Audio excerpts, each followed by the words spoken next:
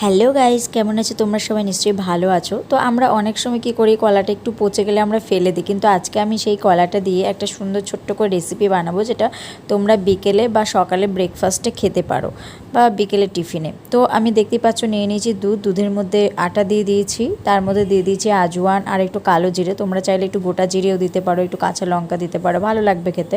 কিন্তু যেহেতু আমি এখানে কলা দুধ মিক্স করছি, তাই কাঁচা লঙ্কাটা দিই নি, আর অল্প একটু নুন দিয়ে দিলাম, অল্প পরিমাণ চিনি, কারণ একটু মিষ্টিটা আমি বেশি খেতে ভালোবাসি সেই জন্য। কিন্তু যারা অতটা মিষ্টি পছন্দ করো না তারা কিন্তু নাও দিতে পারো, যেহেতু কলাটা যখন দেবে তখন এমনি অলরেডি মিষ্টি হয়ে যাবে। তো এটা মিক্স করে নিয়েছি ভালো করে, আর এটা আমি রিফাইন তেলে করব, খুব অল্প পরিমাণ লাগে।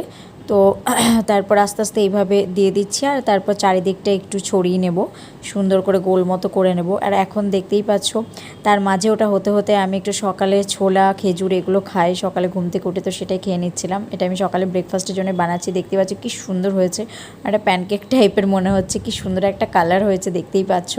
তো আমি এইভাবে 3টে পরোটা বানিয়ে নিলাম আমার জন্য। বাট সত্যি কথা বলতে আমি 3টে খেতে পারিনি, এটা মেয়োনিজ দিয়ে খেতে ভীষণই ভালো লাগে, তোমরা চাইলে একটু সস নিতে পারো। আর দেখো কত নরম তুলতুলে হয়েছে, পুরো দেখতে কি সুন্দর হয়েছে। তোমরা চাইলে এটা সকালে ব্রেকফাস্টে রাখতে পারো, খুব বেশি ঝামেলাও নেই, তাড়াতাড়ি বানিয়েও ফেলা যাবে, কলাটাও নষ্ট হলো না। চলো ততক্ষণে তোমরা আমার চ্যানেলটাকে সাবস্ক্রাইব করে দাও আর ফেসবুক পেজে লাইক করে দাও। চলো টাটা।